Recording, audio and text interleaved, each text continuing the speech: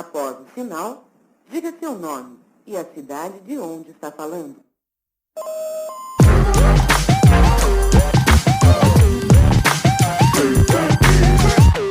Por um fio. Salve, salve! Aqui é Flávio Rassi e nós vamos juntos para mais um papo sobre arte e cultura no podcast Por um Fio.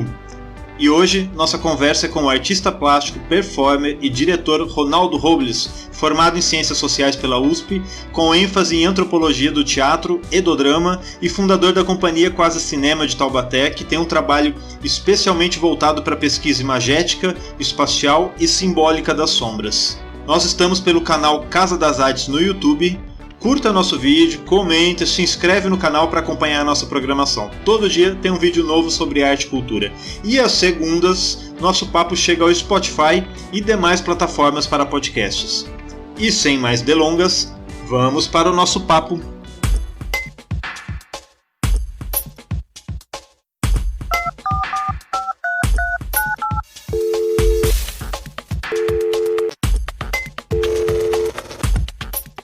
Alô? Oi, Ronaldo, tudo bem? Seja bem-vindo aqui ao podcast Por um Fio para falar um pouquinho sobre o teu trabalho e a sua pesquisa com teatro de sombras. Ô Flavinho, obrigado pelo convite, hein? É uma satisfação estar com você.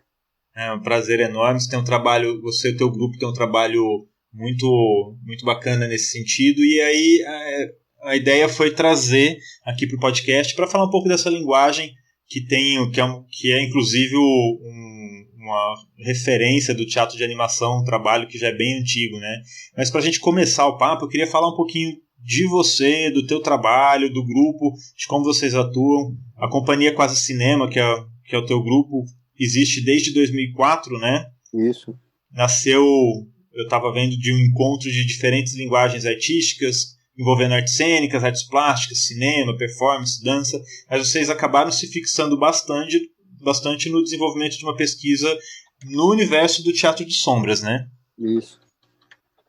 Bom, legal que você já deu um retrato aí de como foi o início da nossa companhia de teatro de sombras, né? Mas acho que queria falar um pouquinho antes disso, que eu venho das artes plásticas, né? Eu trabalhei algum tempo assim com intervenção urbana, cheguei a participar de algumas exposições e alguns trabalhos, assim, foi até selecionado uma exposição individual no Museu de Ribeirão.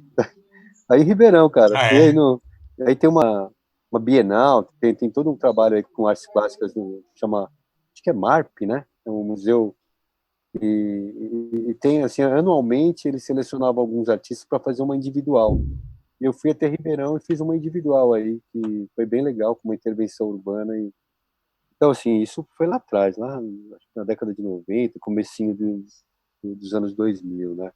Mas eu, quando conheci minha esposa, na verdade, eu morei em Londres um tempo, e lá em Londres eu trabalhava com paisagismo, né? Foi muito bom esse tempo, foi 2 anos que eu morei lá, onde eu tive a oportunidade de viajar para vários lugares, ir para o Egito, conhecer as tumbas dos faraós, para Vale dos Reis, conheci Auschwitz na Polônia, viajei assim, muitos lugares, foi maravilhoso esses 2 anos que eu fiquei lá fora.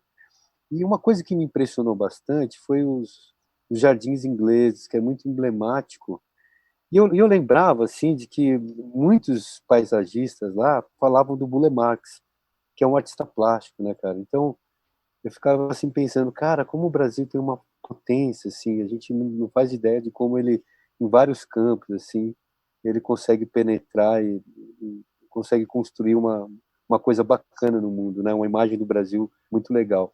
E daí eu voltei para o Brasil com uma ideia de pintar um monte de favela e fazer como se a favela fosse para mim um quadro, né? Aquela coisa do paisagismo lá de Londres. Eu pensei, bom, a nossa paisagem é a favela, então eu vou pintar essas favelas. Eu fiquei 1 ano pintando favela, Fabinho. E nessa época, eu levava tinta lá e ficava pintando, pintei telhado, pintei um monte de coisa. Daí o pessoal falou que eu era um artista urbano e saí em televisão, Globo, né? E fui contratado no museu chamado Museu Brasileiro da Escultura para dar aula de arte pública na época. E foi então que eu conheci minha esposa, a Silvia. E a Silvia vem do universo do teatro, né? Ela há muitos anos trabalha com teatro, mas ela começou a vida dela universitária fazendo FAAP, cinema na FAAP, né? Depois ela migrou para o teatro, fez performance na PUC, e a gente se cruzou no museu, né? E eu fazendo meu trabalho de artista plástico, com intervenção urbana, arte pública, e ela fazendo o trabalho dela de performance. E a gente começou a namorar, e logo veio minha primeira filha, né, cara? E não demorou muito tempo, a paixão foi grande demais e deu fruto de uma menina linda chamada Vitória. E a gente começou a conversar sobre como a gente poderia fazer um trabalho juntos, né? E ela que veio com essa ideia do teatro de sombras. Ela falou assim, olha, tem teatro de sombras aí e tal, blá, blá, blá. E na época a gente resolveu fazer um espetáculo, e foi o primeiro espetáculo da companhia. Mas o bacana que eu queria te contar é que o nome Cia Quase Cinema, quem deu pra gente foi o Elliot Sica, porque eu tinha um catálogo do Elliot Sica já há algum tempo, né, que ele chama de cinema de artista. E esse catálogo dele, o título é Quase Cinema, né? E dele traz vários artistas plásticos que foram fletar com o universo do cinema, né? Desde ele mesmo, né, com o trabalho dele chamado Cosmococa, que ficou até um tempo na Pinacoteca exposto, entre outros muitos, né? Até do Champ fletou com o cinema, né? Então, vários artistas assim tiveram o seu momento de pensar a imagem em movimento, né? Em vez de ficar pensando a imagem ali parada, mas pensar como construir uma narrativa com a imagem em movimento. Quando eu me deparei com o Teatro de Sombras, foi um pouco isso para mim, né? Então, na época, comecinho dos anos 2000, né? 2002, 2003, 2004, foi quando a gente se dedicou na construção, no começo, na fundação da companhia, né? Não tinha muita referência, a gente só via, a internet ainda não funcionava bem, a gente não tinha grana para ter assim muito equipamento, né? Então a gente pesquisava nos livros, né? E era muito, assim, era mais um teatro de sombras tradicional lá da China, né? Onde nasceu mesmo o teatro de sombras, China, Índia, aquela região foi onde nasceu o teatro de sombras. Sem contar que também é uma pesquisa bem teórica, né? Estudar teatro de sombra em livro. Não, e você pegava aquilo lá e era uma coisa assim de o que vinha pra gente era coisa que o cara aprendia quando criança, né? Assim, aquela coisa chinesa mesmo, o cara segue um mestre, desde pequeno ele já é predestinado a ser um aprendiz e depois se torna mestre. Então o cara pratica o teatro de sombras durante 20 anos, 30 anos, para depois ele realmente ser um profissional das sombras, né? Isso na China, né? Então é uma escola, né? Então assim, a gente jamais, né? O nosso negócio era outro, né? Então assim, o cinema pra gente foi a opção e a única opção que tinha de pensar o teatro de sombras. Então, nosso primeiro espetáculo, A Princesa de Bambuá, um texto do Luiz da Câmara Cascudo, a gente fez já pensando no cinema, né, com close, com traveling, com todas as traquitanas. Então, a gente já pensava... Eu já tinha feito, na época, eu já tinha feito alguns filmes e participado de festivais, né, como cinema de artista. Como eu te disse, eu tinha essa coisa com as artes plásticas, né, que fazia intervenção urbana, mas eu fletei assim com a coisa do cinema, cheguei a passar e ter meus filmes apresentados no Festival de Curtas de São Paulo, em outros lugares, mas era uma coisa que eu fletava, não era exatamente a linguagem que eu queria trabalhar eternamente, era uma coisa que eu fiz alguns filmes, fiz uns 4 filmes, né? E quando eu conheci a Silvia, eu me apaixonei mesmo pelas sombras, assim, de construir e trabalhar com ela, né? E ela também, assim, foi muito cuidadosa comigo, carinhosa, no sentido de me introduzir todo o universo do teatro, e a gente juntos, assim, e com alguns outros 2 amigos, a Melissa Panzucci, que também trabalha com teatro, e o Luiz Calvo, né? E são 2 amigos, assim, a Melissa Panzucci hoje fez mestrado na Unicamp, e é uma palhaça, né? Muito legal, o trabalho dela tá por aí, e o Luiz também é outro que saiu por aí fazendo um monte de coisa. Mas eu e a Silvia, a gente continuou o trabalho com teatro de sombras e sempre fletando com o cinema, com a performance, com a dança, que a Silvia também foi bailarina durante bastante tempo, trabalhou com Eugênio Lima, né, e com outras pessoas, com vários diretores aí de teatro, e o trabalho dela era uma coisa assim, que fletava entre performance, teatro e dança, então essa união foi muito bacana. Então a gente pesquisou e os espetáculos começaram a surgir, né? Tanto é que o segundo espetáculo nosso, que é o Maestro Louco com Beethoven, a gente pesquisou o Fellini, né? Então, aquele Ensaio de Orquestra, que é um filme do Fellini, a gente se inspirou nele e fez o Maestro Louco com Beethoven, né? Então, e os nossos espetáculos começaram a ser espetáculos sempre inspirados ou sempre com um olhar no universo do cinema, né? Queria falar um pouquinho desse caminho do teatro de sombras, sair lá de muito tempo atrás, com uma história muito antiga, lá das artes orientais, e aí chega hoje num teatro de sombra, nas artes contemporâneas, com uma outra leitura, essa relação com cinema, relação com performance. Como é que você enxerga esse caminho, né? Lá da tradição das artes orientais, lá de muito antigamente, para hoje, essa mistura com outras linguagens. Para a gente falar um pouquinho do que seria esse trajeto do teatro de sombras. Inclusive, acho que é legal se você puder apontar alguma coisa também, as principais diferenças, né, entre o teatro de sombras oriental e o que a gente tem aqui no Ocidente, não sei se é correto chamar de um teatro de sombras mais contemporâneo. A gente, quando a gente pensa o teatro de sombra, a gente já imagina aquelas figuras bem da Índia e da China, né, que são, na verdade, silhuetas, porque eles fazem no couro, eles recortam as figuras, né, e no couro, porque ela é translúcida, então eles trabalham o couro, pintam o couro, então essa possibilidade do couro ser translúcido é bom, porque a luz vem e reflete a sombra, né? Mas o que eles fazem? Eles fazem o teatro de sombras com essas silhuetas coladas na tela. Então, o que a gente vê, na verdade, é uma silhueta colada na tela, é quase como se fosse uma transparência quando a gente vê o teatro de sombras do Oriente, né? E eles têm toda uma narrativa que tem a ver com a performance, porque assim vem do universo religioso, sabe? Então assim, muitos dos espetáculos lá são construídos em cima desse universo religioso, tanto do universo hindu quanto do chinês, né? Então assim, é uma coisa de muito respeito, de muita... Então tem música, às vezes são espetáculos de 4, 5 horas, que são rituais, né? Como tem assim, por isso que eu acho que essa questão da performance já existia lá, né? Era uma coisa performática, né? Religiosa. Entendi. Como o nosso candomblé, umbanda, né? Eles tinham lá um ritual com teatro de sombras, né? E até hoje, assim, algumas companhias trazem os cantos e toda uma coisa que é ligado à religião, né? E muito antigo, isso 6.000 anos atrás. E isso, com o caminho da seda, eles trouxeram isso para a Europa. Passou pelo Oriente Médio. Então, o Oriente Médio tem o Karagoz, né? O Karagoz também é um teatro de sombras que é muito próximo do teatro de sombras lá, tradicional da China, mas porque eles também têm uma silhueta, um boneco que eles fazem, encostam esse boneco num tecido e o público fica do outro lado assistindo como se fosse um cinema, né? Vendo aqueles... E a narrativa desse teatro do Oriente, que tem no Egito também, tem na Turquia, tem na Grécia também, né? É uma narrativa mais política, né?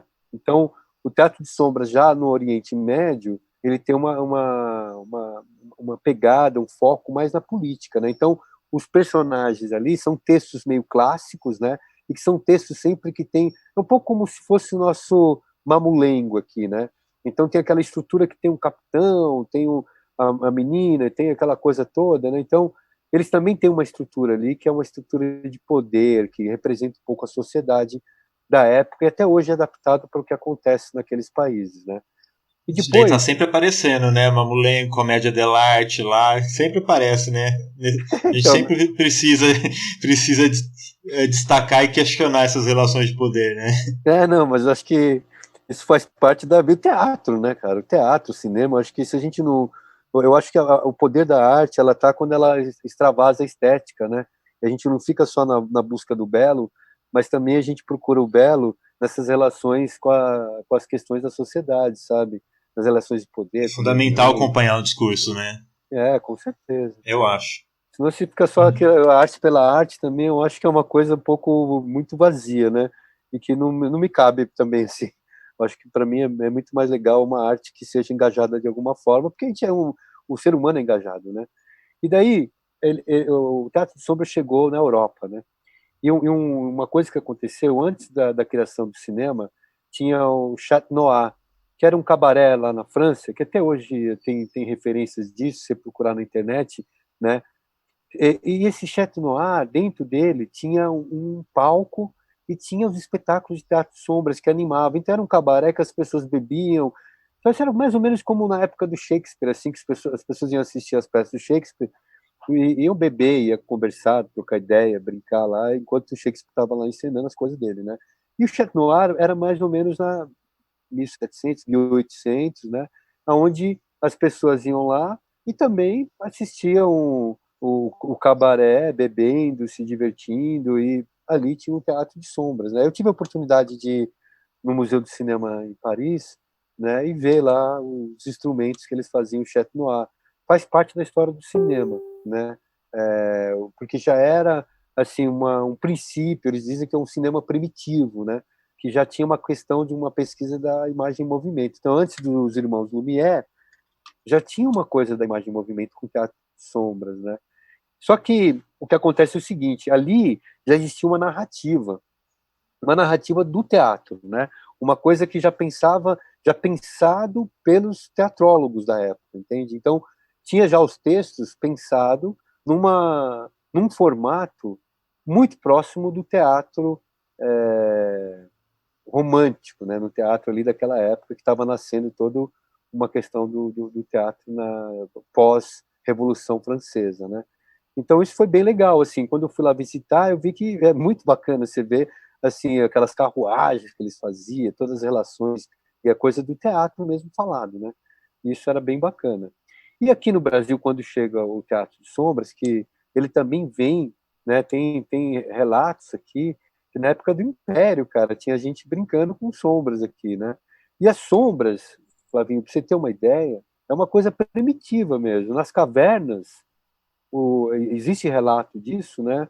Dos arqueólogos falarem que os homens da pré-história faziam fogueira, e em volta da fogueira vinham as sombras projetadas na parede, e aquilo era um ritual deles, né? Então, existe toda uma coisa da sombra como uma matéria muito importante para o universo da arte, desde o nascimento para a da história da humanidade. humanidade, a relação entre luz e sombra, né, faz parte da história da. Sim, a gente vem carregando isso, né?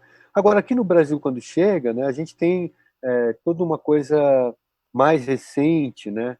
E eu não posso deixar de citar uma companhia do Sul, que chama Companhia Lumbra, que tem um espetáculo chamado Saci, né? Que, assim, muito bacana o trabalho deles, e uma companhia de São Paulo chamada Caldeirão, né? Que também tem um espetáculo que ganhou vários prêmios na década de 90, 80, aqui em São Paulo, né? Então, assim, a gente assim, a gente começou a partir da década de 80, né, a ter espetáculos de teatro de sombras aqui na cidade de São Paulo e no Brasil acontecendo esporadicamente, acontecendo por alguns grupos que não eram grupos que trabalhavam especificamente com sombras, né? Mas com o passar do tempo foram nascendo grupos que Walter Valverde, né, que é um grande mestre que há 30 anos trabalha com teatro de sombras, né, que é aqui de São Paulo. Então foram surgindo pessoas que pesquisaram. E tem uma companhia chamada Djokovita, que inclusive são meus mestres, eu fui para lá, passei um mês e meio com eles na Itália. São incríveis, assim, eles trabalham com teatro de sombras há 40 anos e eles fazem a grande revolução ocidental no teatro de sombras, né? Porque eles rompem com a parede, com a coisa da tela, vão à frente da tela, eles usam a luz em movimento, eles descolam o boneco que era encostado no tecido, né? Eles descolam esse boneco, então tem uma questão de profundidade, né? E o Fabrizio Montecchi, que é o diretor dessa companhia, ele é arquiteto, né?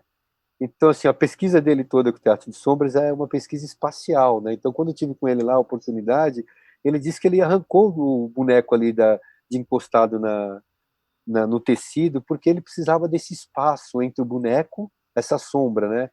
Que é entre o boneco e a parede, ou então o tecido, né? Então, esse espaço que ele chama de sombra. Então, o que ele diz, né? Que esse teatro de sombras, ou seja, oriental, que é colado, o boneco é colado no tecido é mais silhueta, né?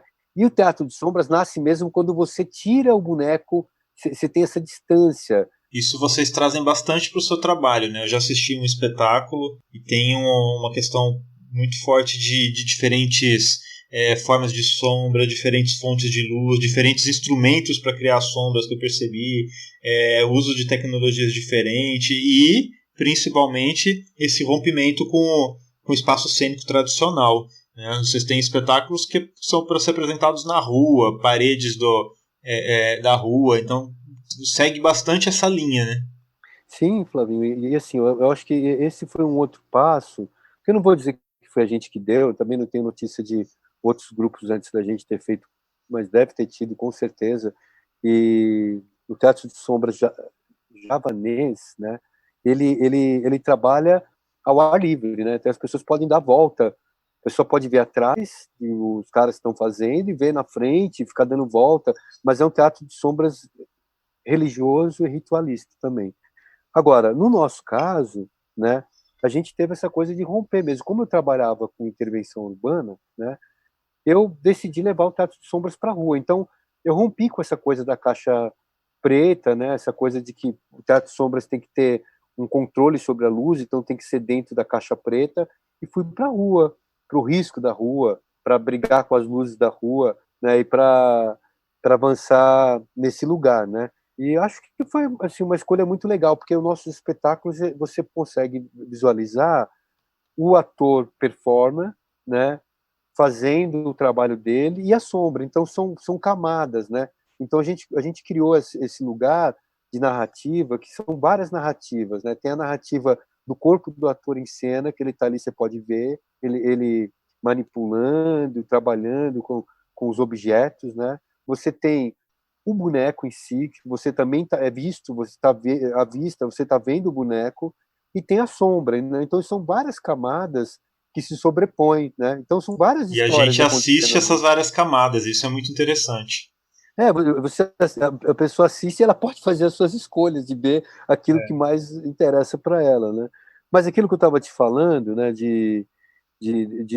desse teatro de sombras mais contemporâneo, o que é interessante no teatro de sombras é de que cada companhia, e daí eu acho que a gente consegue, você vai conseguir entender o porquê que eu me apaixonei, cada companhia tem uma linguagem, uma forma de tratar materiais e todo o universo muito próprio. É quase como se fosse um artista plástico pintando um quadro, sabe? Não existe uma companhia no mundo igual a outra. Os espetáculos mais contemporâneos, eu não digo os espetáculos tradicionais de teatro sombras, mas os espetáculos contemporâneos a partir do Jocovita, né, e do Lescaut, que é um outro francês que tem um trabalho muito legal, né? Todos os espetáculos, cada companhia tem um universo próprio dela, né? Quase como se fosse um cineasta, um artista plástico que constrói o seu próprio filme ou sua própria tela, né? Então, a gente tem o nosso trabalho da Quase Cinema, que é o único, exclusivo da Quase Cinema, que a gente discute coisas e faz de um jeito muito próprio nosso, quando as outras companhias mesmo brasileiras, cada uma tem o seu jeito de fazer, a sua forma, seus materiais, né? O que faz com que todas sejam muito iguais, assim, ter uma proximidade, é a sombra. É a sombra, assim, o nosso... Legal. Opa, Ronaldo, chegou uma mensagem aqui para você. Olá, Ronaldo, meu nome é Daniele, faço parte da Cia Libélulas e a minha pergunta é a seguinte: tendo em vista que vocês trabalham com grandes projeções, como são as primeiras experimentações? Vocês já testam com as silhuetas grandes ou trabalham em pequena escala? Você poderia nos contar como é o início de um projeto de montagem de vocês? Obrigada. Então, obrigado, Dani, pela pergunta aí, muito legal a tua pergunta, porque a gente começou em 2007, na verdade, a primeira apresentação que a gente fez com sombras gigantes, a gente fez numa virada cultural em São Paulo, e a gente projetou ali no Largo do Anhangabaú, nos prédios, sombras enormes, né? Eu, na minha época que eu fiz faculdade, eu fiz várias matérias na ECA, né? E daí uma delas foi fotografia com um professor chamado Boris Kosoy. um grande mestre assim para mim até hoje. E uma das fotografias emblemáticas dele é de um maestro regendo num cemitério, os túmulos, sabe? E foi uma fotografia que rodou o mundo e ganhou muitos prêmios, e eu tive a oportunidade de discutir muito e debater com ele sobre a estética e o que era essa fotografia, né?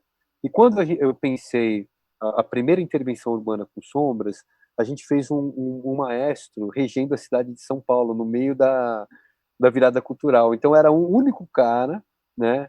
Edson Canheiro, o nome dele, é um ator que está por aí ainda, andando por aí. Ele, como performer, regendo a cidade de São Paulo, e a gente projetando a sombra dele gigante, 30, 40 metros num prédio, né? E daí as pessoas, a gente ficou numa ponte que tem lá em São Paulo, que é a ponte do Santa Ifigênia, né? Viaduto Santa Ifigênia, a gente ficou lá em cima, então a gente projetava, então ficou vista assim, a 3, 4 quilômetros de distância, você via aquele maestro, a sombra daquele maestro regendo uma orquestra. E teve muitas pessoas que foram até lá, porque elas falavam assim, a gente estava ouvindo uma música, cara, tinha uma orquestra, cadê a orquestra, né? Então era muito louco isso, das pessoas chegarem lá e falaram assim, mas eu vim aqui, eu tinha certeza, parece que eu escutava uma música. E a gente foi chegando, e as pessoas chegando e falando isso. Então, esse universo imagético, eu acho que é o ponto de partida da nossa pesquisa, assim, na rua, né? Então, a gente, sempre que pega um texto, a gente montou A Tempestade de Shakespeare, né? A gente agora fez Delírios das Sombras também, que é um espetáculo que fala sobre a loucura, né? Então, tem vários espetáculos, o Morte e Vida Severina, que a gente fez, o Mais Vida Severina, Urubus no Ar também, que a gente traz do filme noir, né?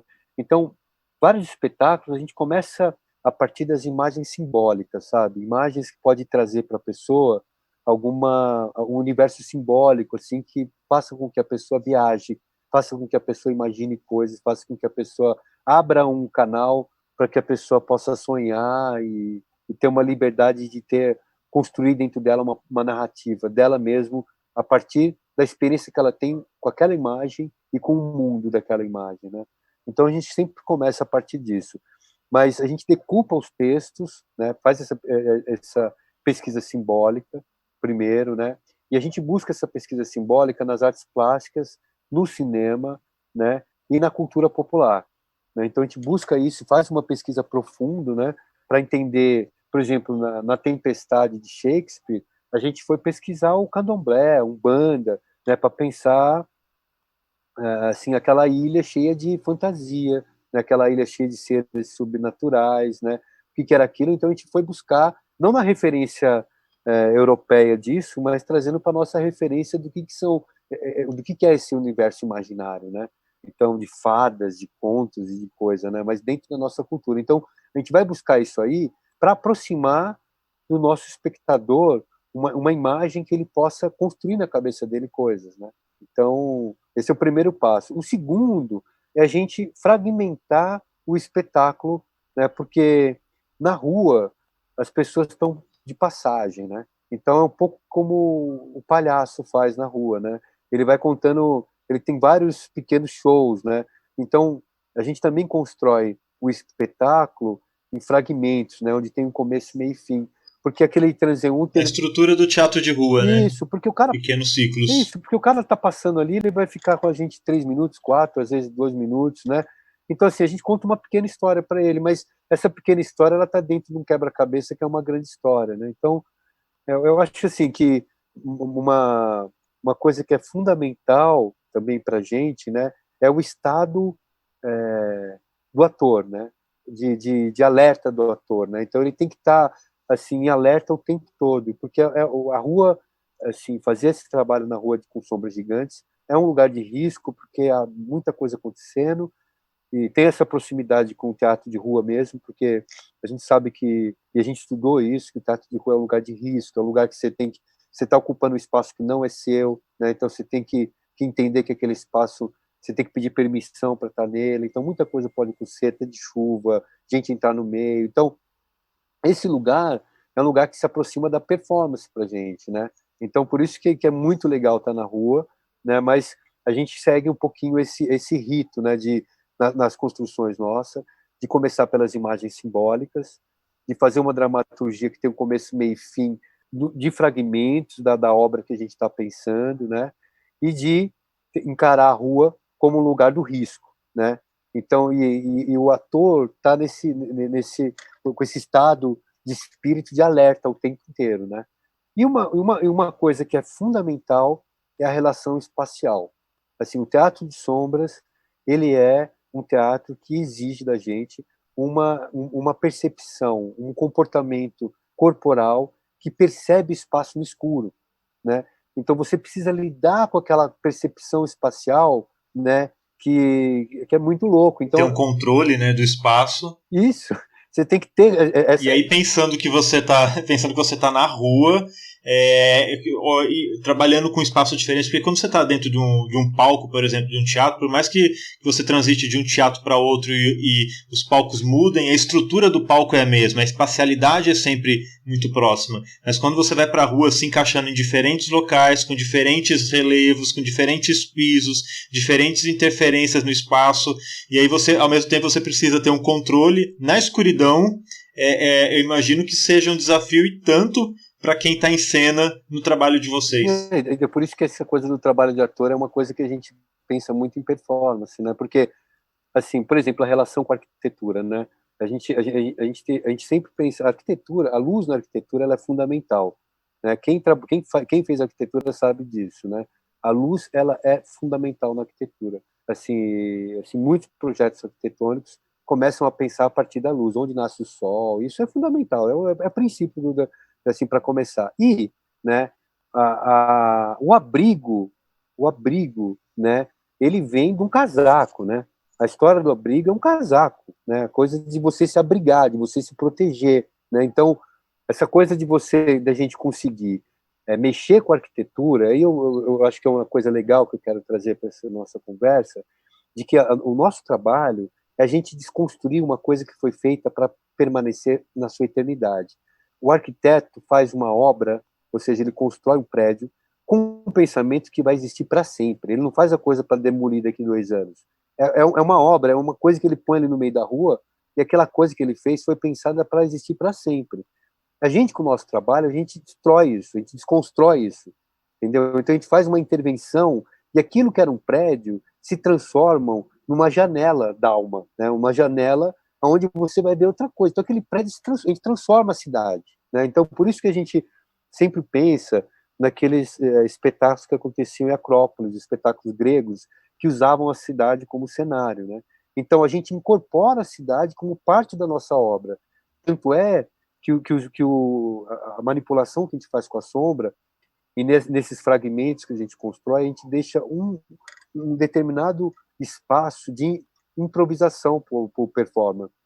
Ele poder, por exemplo, brincar com a sombra, da sombra entrar dentro de uma janela, entendeu? Da sombra abrir uma porta, da sombra mexer com um transeunte que está passando na frente ali, a sombra vai e faz um carinho na cabeça do cara. Então, assim, a gente deixa espaço porque é muito importante para a gente essa da cidade, ou seja, daquele prédio, ele fazer parte da obra. Então, o espetáculo, ele é único naquele lugar onde está apresentando, porque a gente absorve o ambiente, e por isso que eu acho que assim, é um trabalho, a sombra ela é meio ambiente, né? Ela fala muito desse lugar espacial, ambiental, né?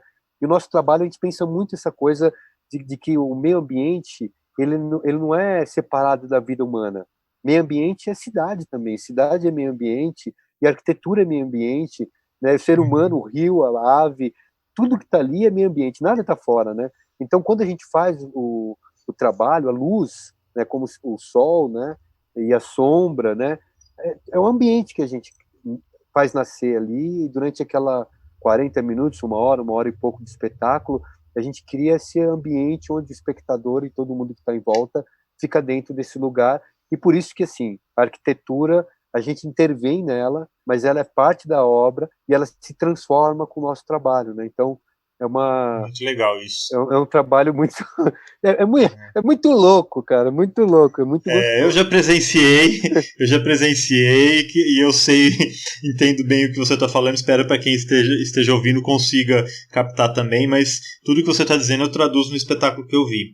E deixa eu aproveitar e ir para um outro ponto do Teatro de Sombras, você que tem um pé aí no cinema, diretor, produtor também, e você já me falou que o Teatro de Sombras ele também é uma possibilidade estética para o cinema.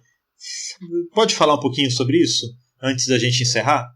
Sim, eu acho assim, a gente tem vários filmes aí que a sombra... Bom, a sombra no movimento do cinema alemão, né, sabe, a gente vai ver lá o próprio filme noir, né, que, assim, expressionismo alemão, acho que...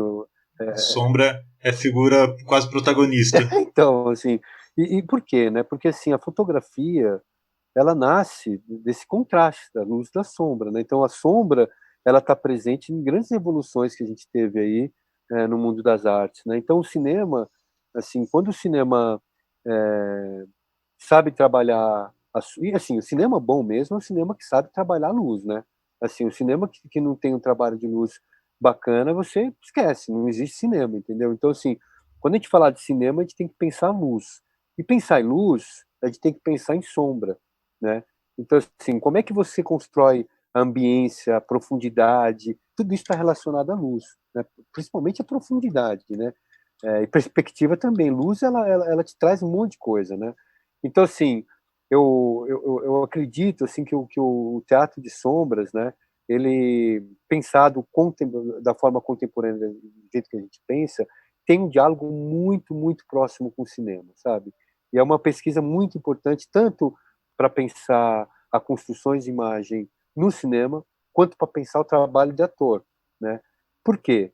O controle, assim, do corpo que você tem que ter para você construir uma imagem na sombra te dá uma consciência corporal tão elevada que isso numa cena de um teatro, ou então numa cena que você vai fazer para uma gravação do cinema, te ajuda demais, sabe? De você ter o controle e a consciência corporal, né? Agora, quando você pensa, né, nos filmes, né, e esses filmes, né, que estão sendo produzidos assim hoje, né, e você tem um olhar para a sombra, para como você vai trabalhar a sombra, e trazer a sombra também como parte da dramaturgia, como parte da história imagética do filme, isso torna o filme muito rico, muito rico, muito, muito rico, né? Então, acho que assim, o teatro de sombras contemporâneo tem muito que contribuir para várias áreas do conhecimento, né? E assim, que eu falar sobre isso, né? Quem trabalha com sombra, a gente vai puxar o peixe para o nosso lado, né? Mas eu acho assim que todas as áreas, lógico, né? Todas as áreas têm o seu lugar, né? Mas o teatro de sombras ele é uma periferia, né? Se a gente for pensar assim, tem o teatro, teatrão, né? O teatro de ator, né? Que esse se diz ser o melhor teatro do mundo, é o grande teatro, né? O teatro verdadeiro, né? Muita gente fala, não, o que é teatro de ator, né? Mas depois a gente tem as subdivisões aí, e são muitos, teatro de boneco, teatro disso, teatro daquilo, performance, tem um monte de coisa. E daí tem o teatro de sombras também, né? Que é um pinguinho é uma coisinha que está lá na periferia. E uma coisa que eu estudei na antropologia, de que as grandes revoluções vêm da periferia, sabe? Porque o centro, né? O centro, ele está totalmente dominado pelo status quo o centro está acomodado, está estagnado sempre, né? Não, as mudanças são provocadas pelas beiradas. E o centro já está dominado, o centro já tem toda uma coisa ali já estabelecida, você tem que seguir aquelas regras lá, tem muita gente tá engessado. Está engessado. Agora, a periferia, ela não tem recurso, a periferia é abandonada, é os grandes, né? E é onde cresce, entendeu?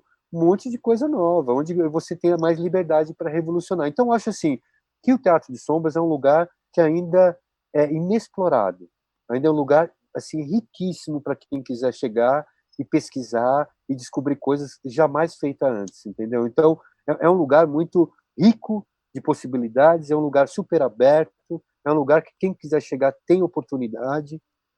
Tenho certeza de que quem pesquisar vai conseguir fazer uma coisa bacana. Ô Ronaldo, Oi. Esse papo ainda iria muito longe. E aí eu queria te chamar para uma brincadeira que eu faço no final, que são as rapidinhas. Vou te jogar algumas perguntas assim na lata, que é para você responder na lata também, o que vier. Beleza? Beleza, vamos embora. Para começar, já esquentando, cerveja ou vinho? Tô no vinho. E pensando nas crianças, chocolate de verdade, achocolatado de verdade, é Toddy ou Nescau? Acho que eu vou de ovo maltine, mas... Vai pela terceira via, né? Ótimo. E curte férias? É praia ou campo? Ai, cara, assim, faz algum tempo que eu não tomo férias, que pra mim tanto faz. Praia ou campo vai ser bom demais. O que vier tá valendo. Se puder parar um pouco, tá valendo, né? Vai ser gostoso. Uma coisa que sempre circula aí em discussões. Afinal, termo correto ou o termo que você utiliza mais? Teatro de animação ou teatro de formas animadas? Ai, gente, eu acho que teatro de formas animadas. Que tem uma celeuma aí, né? Mas tem um debate. Muito, eu acho que é um debate muito profundo, né? Então a gente acho que não vai esgotar se a gente começar a falar. Você fica com as formas animadas. É. Tá. Para finalizar, pós-pandemia, você acha que o teatro ele retorna ou ele se renova? Eu acho que vai acontecer os dois, cara. O teatro vai se renovar e vai retornar com muita potência, assim, porque eu acho que as pessoas vão vir com muita sede de poder ter essa experiência do lugar do encontro, sabe? O teatro, eu acho que ele consegue continuar sendo um lugar privilegiado do encontro, né? Do olho no olho, de coração batendo, né?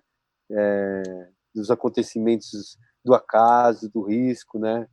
E eu acho que ele nunca vai morrer, não. Eu acho que ele vai retornar com muita potência, como assim os shows desses grandes cantores e músicos, né? Que a gente escuta aí por esses aplicativos agora, eles vão lotar, cara. Assim que chegar uma vacina, todo mundo vai correr, porque a vontade do encontro vai ser grande. Que passe um anjinho aqui agora e assopre o que você falou, porque as plateias vão precisar muito de público, né? Com certeza. Compartilhe aqui com a gente as redes sociais de vocês, para quem quiser conhecer mais sobre o trabalho, Companhia Quase Cinema, como localiza nas redes. Se a Quase Cinema, se você clicar lá na rede, no Google, vai ter bastante coisa, né? Vai ter canal, você vai conseguir ver a gente no nosso Facebook, nossas páginas, né? Mas também tem o FIS, Festival Internacional de Teatro de Sombras, que você também pode... E também tem o Instagram da Quase Cinema também, que você clicou lá, colocou-se a Quase Cinema, você vai conseguir estar no nosso Instagram. E só seguir a gente, que, assim, precisando, eu reforço, pode procurar, pode mandar um recadinho, que pra gente é uma alegria poder estar com as companhias que estão aí pesquisando e aprendendo com todos. Maravilha. Ronaldo, muito obrigado pela presença aqui no podcast. O papo eu defino como delicioso. É muito gostoso ouvir você falando do Teatro de Sombras. Quero te agradecer mais uma vez por estar aqui com a gente. Obrigado, Flavinho. Você é uma pessoa incrível. Já faz parte da nossa família das sombras aí. Quero agradecer também a oportunidade de bater esse papo com você, que é sempre muito bom. Numa próxima oportunidade que você tiver aí, me chama para responder as outras perguntas aí. Muito obrigado e até. Nosso papo com Ronaldo Robles pelo podcast Por um Fio acabou de terminar. E um muito obrigado, muito especial a você que está nos ouvindo até aqui. Por um Fio é criado e apresentado por mim, Flávio Rassi, com a colaboração de Michele Maria, e hoje tivemos a participação de Dani Viola. Estamos pelo canal Casa das Artes no YouTube, pelo Spotify e demais plataformas de podcasts. Acompanha, compartilha e dá aquela forcinha para divulgar o nosso trabalho, espalhando para os amigos. Aproveita também para ouvir os outros podcasts que estão na nossa playlist e até já!